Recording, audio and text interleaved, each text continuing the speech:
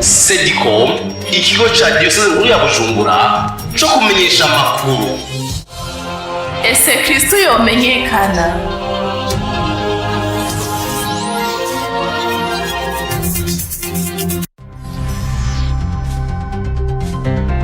Amakuru mu Kirundi mushikirizwa na Sedicom.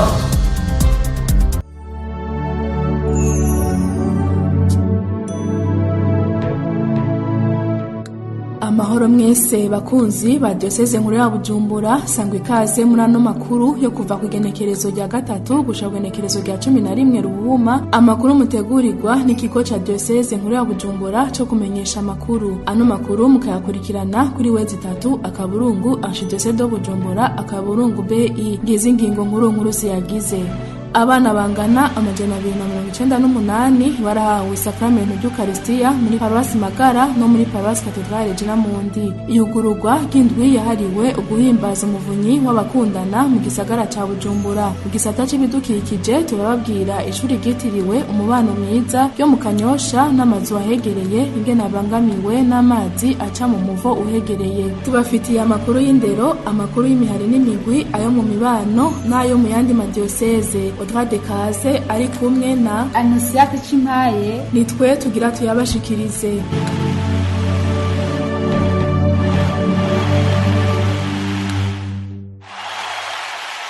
Ndasubiye kubaha ikaze. Duhera no makuru mu gisata c'ukwemera. Abana b'abakobwa n'abahungu barenga 250 bararonse sakramento ry'urusangi rwa mbere ku munsi wa 6 igenekerezo rya 8 Ruhuma muri Paroisse Cathedrale Regina Mundi mu nkuka y'imisa yaherejwe na Patiri Felix Fupi, patiri mukuru w'iyo paroisse. Ibisomwa vy'ijambo ry'Imana vyasomwe n'abo bana baronse iryo sakramento, abaririmbira Imana nabo bakaba bari abavyeyi babo. Ni inkuru twashikirijwe na Antonine batungwa nayo muri Paroisse Cathedrale Regina Mundi. No muri Paroisse Magara iryo sakramento ryaratanzwe ku bana bangana 298 bavuye mu mashuri yose akukira iyo paroisse, bakaba bari bagize iminsi bavyitegurira. Abana bato bangana 3 barahawe isakramento ry'ibatisimu. Ni inkuru ya Jacqueline Habonimana. Abana b'imikangara y'Imana bangana 298 muri Paroisse Magara nibo bahawe ubwa mbere isakramento ry'Ukaristiya, cyo kimwe n'abana bato bashika kuri 3 bahawe ibatisimu. Mu nkuka y'imiso ya kabiri yaherejwe na Patiri Mwibusamana Sylvain Asumba Umuyange kuri uyu w'Imana w'igenekerezo rya 9 Ruhumu uyu mwaka. Mu nsiguro yiwe y'ijambo ry'Imana abicishije mu tubazo yaribukije iyo mikangara amabwirizwa y'Imana n'amasakramento. Yarongeye kandi arababwira ingeso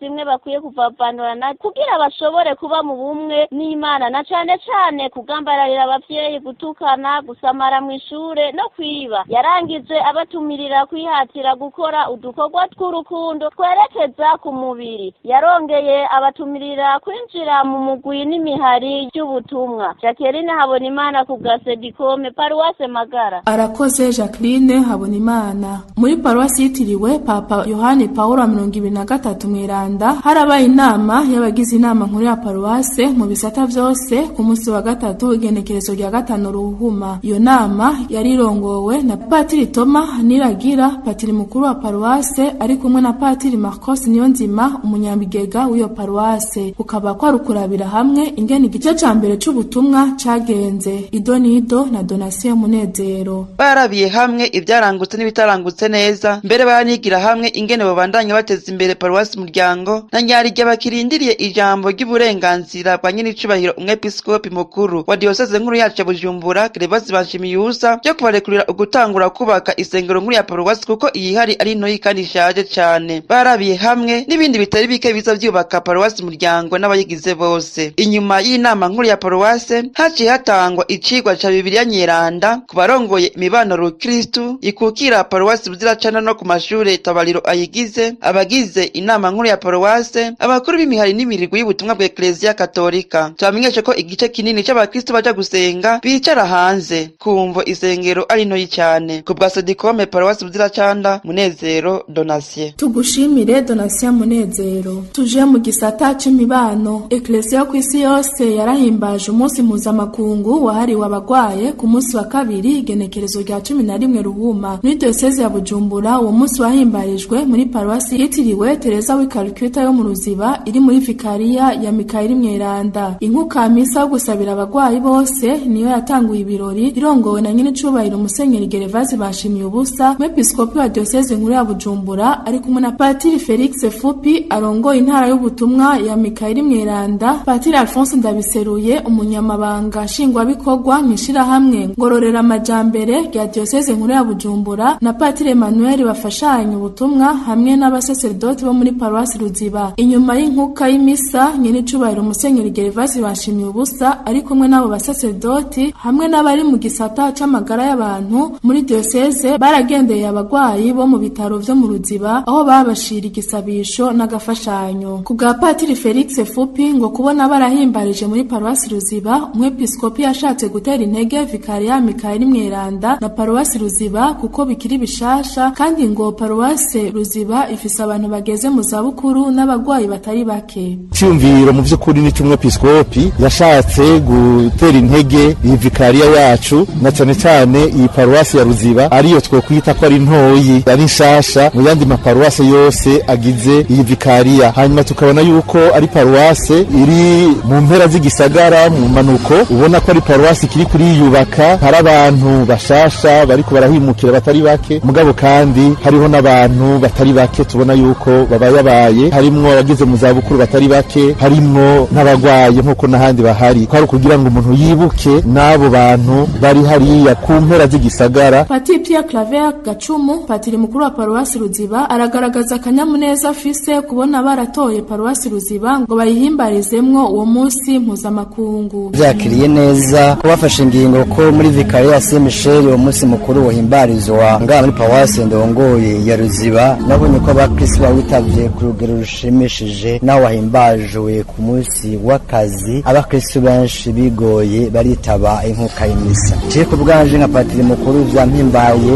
ko vyanyeretse yuko abakristo uwo munsi mukuru ufite ico babwira, kandi mu buzima bwabo bazoza bakamenya kuza barawuhimbaza, cyane cyane bakamenya no gushigikira abandi. Patiri Alphonse Ndabiseruye umunyamabanga nshingwabikorwa mw'ishirahamwe ngororera amajambere rya diocese ya Bujumbura ayashikiriza ubutumwa abagwayi bose ko bokwakira ububabare bwabo. Ico nosaba rero abagwayi ubwa mbere bokwemera kwakira ububabare bwabo n'umwizero mwinshi. Leopold Uwimana umwe mu bagwayi aragaragaza akanyamuneza ko guhimbaza uwo munsi mpuzamakungu, akongera agakengurukira diocese kubona barabahaye agafashanyo. Ukuri ndatima cyane gose mukerekana karangamutima k'ubukitu bwanyu, none Imana nibahedagire ibahunde mu gitabo gibazigamye. Muri paruwasi Mukiza Mweranda barahimbaje isabukuru ry'imyaka 8 imibano rukristo imaze itanguye ku munsi w'Imana igenekerezo g'9 Ruhuhuma. Hararungitswe mu butumwa abatowe mu mibano ngo baserukira abandi ku rwego rwa paruwase mu nkuka y'imisa igihe c'isaha 4 zo mu gatondo. Inkuru ya Marie Chantal Nzeyimana. Inkuka y'imisa yaherejwe n'umwungere mukuru w'inararibonye Evariste Ngoyagoye. Mu nyigisho yiwe yaribukije abakristu ko bari umunyu w'isi bakaba n'umuco w'isi.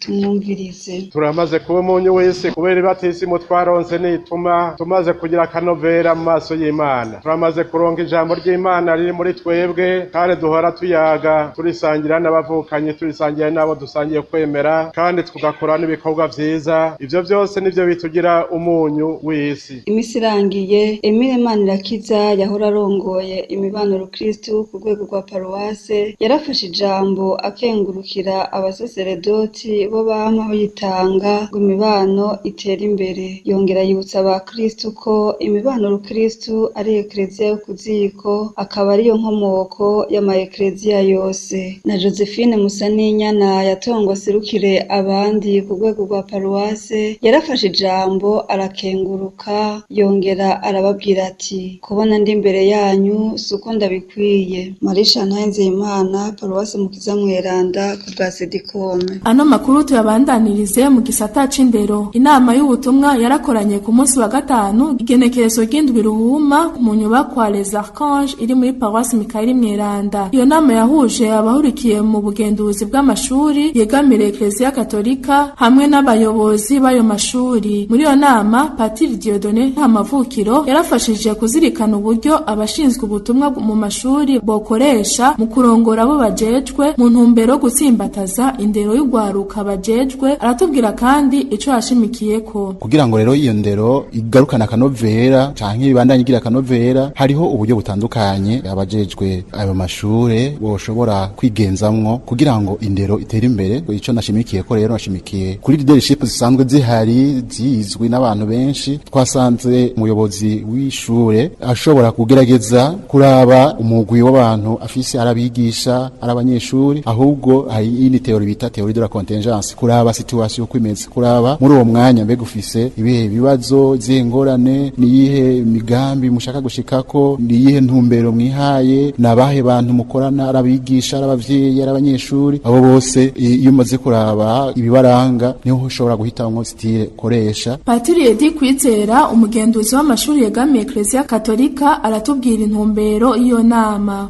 Nama y'ubutumwa dusanzwe dukora mu mwaka mu ntango z'igice ca mbere, ariko ubu uye twaracerewe gatoyi kubera imvo zitari nkeyi nababwiye. Imvo rero yuko nuko turimburira hamwe umwaka uheze ingene wagenze n'iki gice ca mbere gicaheze ingene bimeze, kugira ngo dusubire duhanurane twibutsanye ingene ibice bikurikira canke ingene umwaka uri kuragenda, hanyuma dufashanye gusozera neza uyu mwaka w'ishuri turimwo. Ndavye mashuri y'iwacu muri make birameze neza. Murabizi neza yuko indinganizo y'ibintu bijanye n'indero irimwe impinduka nyinshi muri kino kiringo, ariko turagerageza kumwe n'abayobozi nyene tukiyadapta uko ibintu bimeze, tugashobora kubona ko dufise umwimbo umeze neza. Simbuzi yuko ingwani turazifise mbere na nyinshi cane gose, mugabo kugira nyene tariko turavyiga umuridere ni ushobora kwiyadapta ku masituation yose aje muri uwo mwanya kugira ngo igikorwa ntigihagarare, igikorwa kibandanye. Ku bwa Claudine Nkunzimana, umuyobozi w'ishuri shingiro rya Buterere ya kabiri, ngo bararonse ubumenyi bwo kuyobora abo bashinzwe. Muri iyo nama arashikiriza kandi ko umwimbu wo mu mwaka uheze ko wari mwiza cane kandi ko bazobandanya ibikorwa kugira ngo uno mwaka nawo ugende neza. Arongera agasaba kuronswa ibikoresho bikwiye. Ubu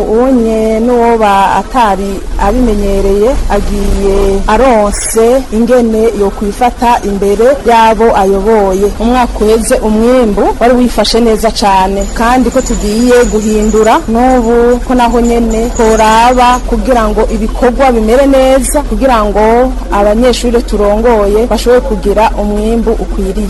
Dufise ibitabo vyaheze, arizo ngorane rero zituma n'ubumenyi budaheza ngo bugende neza. Kandi n'ikindi c'intambamyi nuko dufise abana benshi cane, numva yuko ubumenyi buca bugorana. Twebwe ico twifuza tworonka ibikoresho mfashanyigisho cyane cyane bikwiriye kugira ngo umwana wese niyo ashitse muhira ashobore gusubiramwo neza ivyo yabonye mu ishuri. Patiri Edi Kwizera arabandanya atera kamo leta ko basubizaho umugwi uhurikiyemwo abaserukira Eklezia na leta. Tubarenge dukorana ko nyine dusanzwe dukorana neza, ariko cyane cyane hari ikintu gihambaye twifuza ko tosubira gutangura. Kare twari dufise umugwi wamaho gati ya twebwe Eklezia hamwe na leta. Uwo mugwi akaba ari wo waza uratorerwamwo inyishu zibazo byinshi bitari bike vyadutse, ariko uyo mugwi uramaze iminsi warahagaze udakora. Turifuza cyane yuko leta yodufasha kugira ngo uwo mugwi usubire gutangura, dusubire kubandanya neza uko vyari birimo.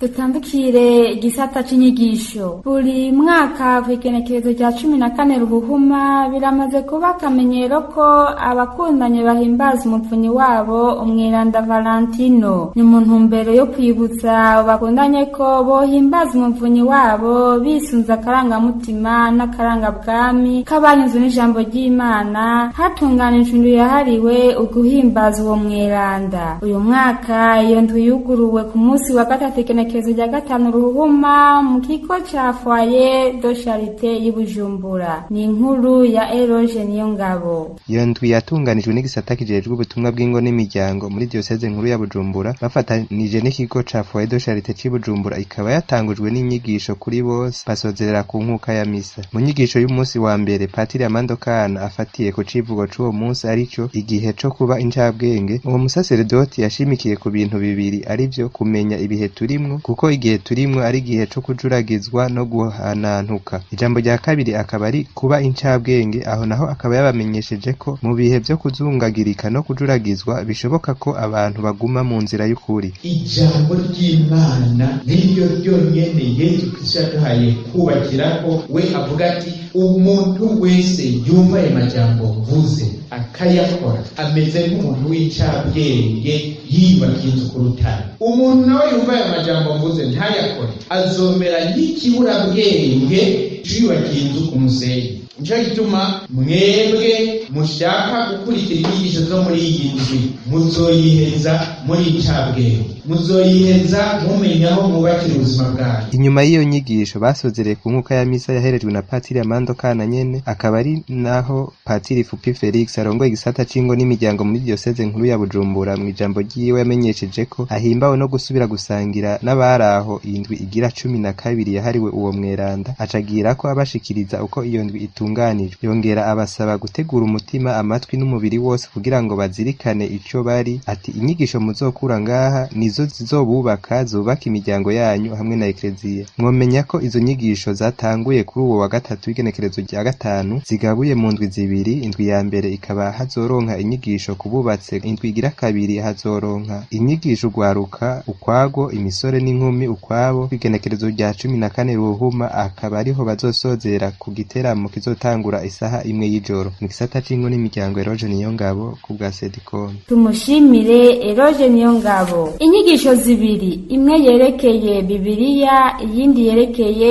igitegwa Artemisia, zaratanzwe ku barongoye imibano rukristu, abagize inama nkuru ya paruwasi, abakuru b'imihari n'imikwi muri paruwasi Buzirancanda ku munsi wa 3 igenekerezo rya 5 Ruhuhuma. Idonido na Donatien Munezero. Iyo nyigisho y'icigwa c'ijambo ry'Imana Bibiliya Nyeranda ikaba ariko itangwa na Fulera Sperio Nibigira, asanzwe ari mu gisata c'inyigisho nkomeza kwemera n'abasamana muri diocese nkuru ya Bujumbura. Inyigisho ikaba yari ihagaze ku ijambo Bibiliya Nyeranda. Yaramenyesheje abaraho ko ijambo ry'Imana ari ryo soko ry'ukwemera ry'ubuzima rukristo. Ati kandi Bibiliya Nyeranda nikibira umukristo wese yinjiramwo kugira ngo aronke ubuzima kandi ubuzima bwuzuye.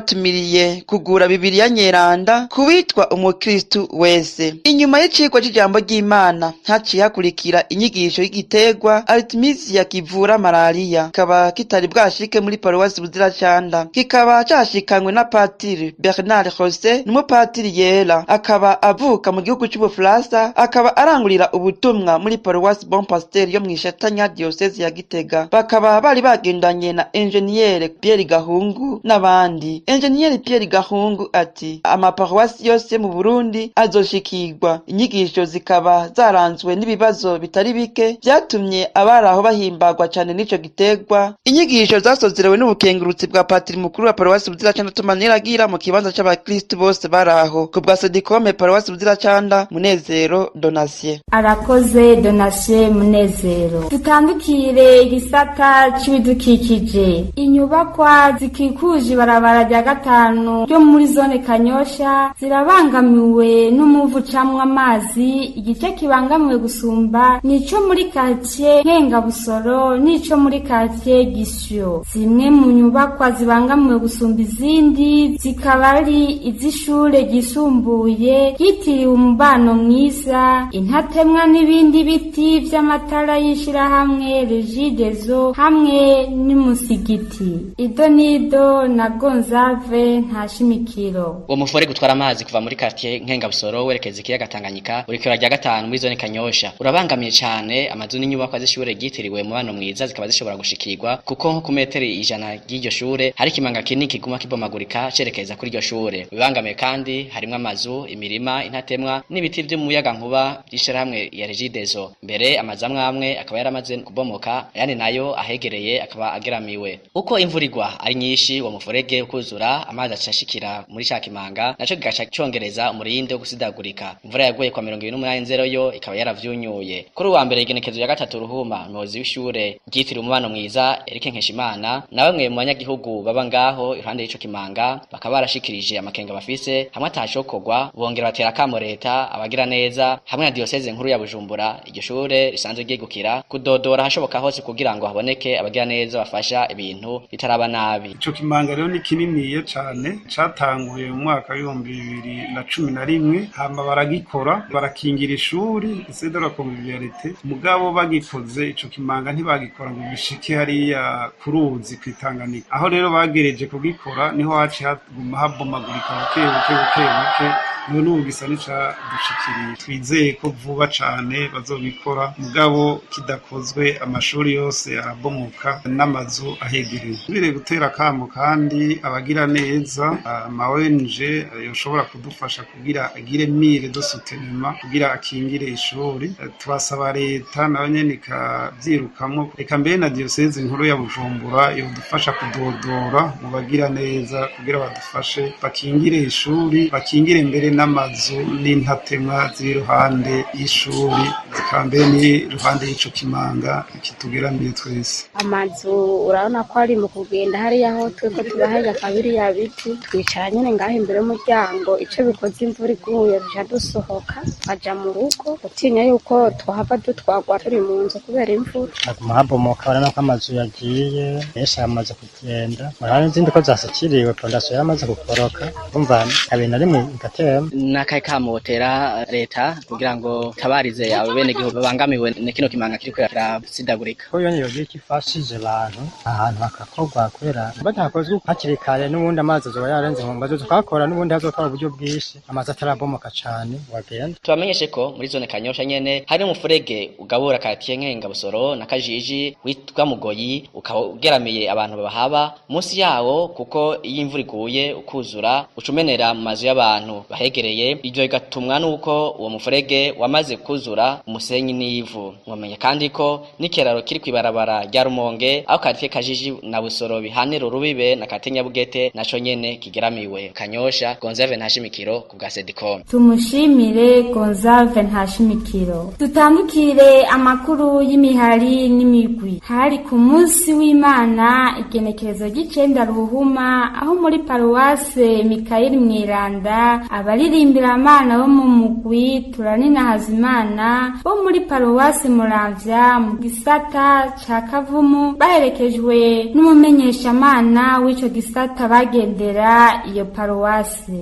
Barasanga igisabisho c'inkuka ya misa catanguye igihe c'isaha 4:17 kirongowe na Padiri Leonard Nimbona padiri mukuru wa paruwasi inkuru ya Claver Kayoya. Abaririmbira amana bo muri paruwase ya Muramvya mu gisata ca Kavumu bari bateye iteka paruwasi ya Mikaeli Mweranda baje kwigina ivyiza vy'umukama mu gusangira akanyamuneza na padiri mukuru yigeze kuba ari muri iyo korali. Bamaze gushika padiri mukuru yarabakiriye mu gisabisho c'inkuka imisa catanguye igihe c'isaha 4:17 kari akanyamuneza kuko imigigwa y'amasabamana yo kuri uwo munsi yafashijwe n'abaririmbira amana bo muri iyo paruwase Kavumu akaba ari korale Turaninahaza Imana. Mu nsiguro y'ijambo ry'Imana yarisunze ibisomwa byo kwidominika ya gatanu yo mu gihe gisanzwe gutyo arabashikiriza ivyiza vy'umukama mu kwigina akanyamuneza ko kwakira abashitsi mu gahimbare ntangere. Inyuma y'igisabisho c'inkuka y'imisa akanyamuneza karabandanije maze mu majambo yagera ahererekeranywa abanaba barahimbarwa no kwigina ivyo vyiza vyiza vyo kwibonera uwo bise umuvyeyi wabo kuko yabaye kiremesha muri iyo korale. Hariho abana bandi yigishije mu gihe yari akiri umufaratiri. Akiri muto aciga mu mashuri mato niyo ari mu buruhuko baza kudufasha, n'abari mu seminari nto yaraza kudufasha muri iyo korale, ariko asanzwe anavuka hafi cyane y'ico gisata ca sekirisari ya Kavumu. Mw'ijambo ry'uwaserukiye abo bashitsi akaba ari n'umumenyeshamana wo muri ico gisata ca Kavumu, yarafashe ijambo nawe nyene arigina ivyo vyiza bagabanye mw'urwo rugendo. Reka tumutege yombi. Twari twarifuje cane rwose kuza, twakengurutse rwose, natwe twashaka yuko tubabona kubera ko tubaye turaza kwibisaka kugira ngo tubabone. None rero uyu mupatiri arashobora kubitegeke habaye akantu tumubwira kumva bishoboye arabikora cane cane n'iciyumviro.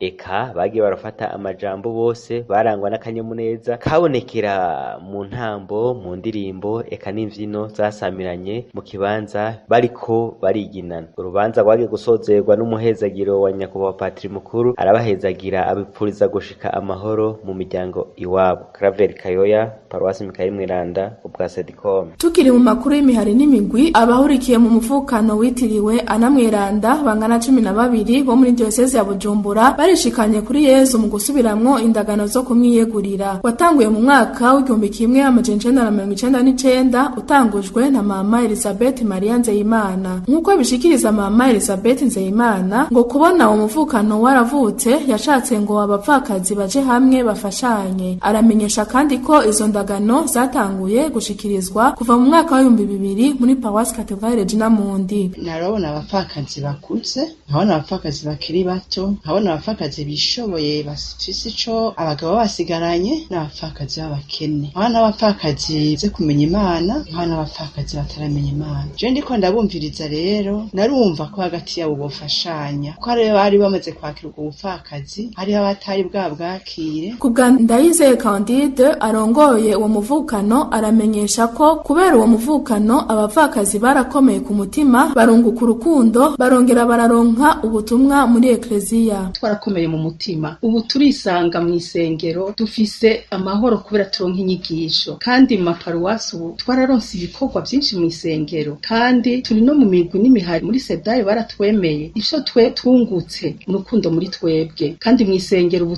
dufise ubutumwa, dufise ikibanza muri ekleziya. Aya majwi tukayakesha Marie Chantal Nzeyimana wo muri Paruwase Mukiza Mweranda. Dusozera no makuru ku makuru yandi madiocese. Muri Paruwase Ruzo iri muri diocese ya Muyinga barahimbaje umunsi mpuzamakungu wahariwe abagwayi ku munsi wa 2 genekerezo rya 11 Ruhuma. Patiri Fidel Bizimana aratubwira uko uwo munsi wahimbajwe muri iyo paruwase. Indinganizo twari twayihawe na diocese, baratubwira ibikuru bikuru twokwisunga uwo munsi bitohara mu ihimbazo ry'uwo munsi mukuru. Twahereye ku nkuka y'imisa muri paruwase, co kimwe no ku bisata vyose bigize paruwase uko ari 9 hari habaye ibihimbazo byo gusabira abagwayi. Twatumiriye abafise abagwayi mu mihana iwabo bashobora kubashikana kuri paruwase ahabera inkuka y'imisa ko babazana, tukaca tubaha isiga ry'abagwayi muri iyo nkuka y'imisa nyene. Turaheza rero inkuka y'imisa iheze, kubera ko bitakunda ko abagwayi bose bashobora kubazana, dufatanije n'indemesha hamwe n'abasangizi turashwara imihana yose twamenyesheje ko irimwo abagwayi. Akaba ari ngaha no makuru arangiriye. Nkashimira mwebwe mwese mwafasha kandi ko kuyatega abiri. Nkashimira abagenzi banje bafashije kuyatorokanya. Odrade Kaze ari kumwe na Anosiate Cimpaye. Nitwe twariko turabashikiriza, tukaba tubipfurije kuroranirwa mu byanyu byose.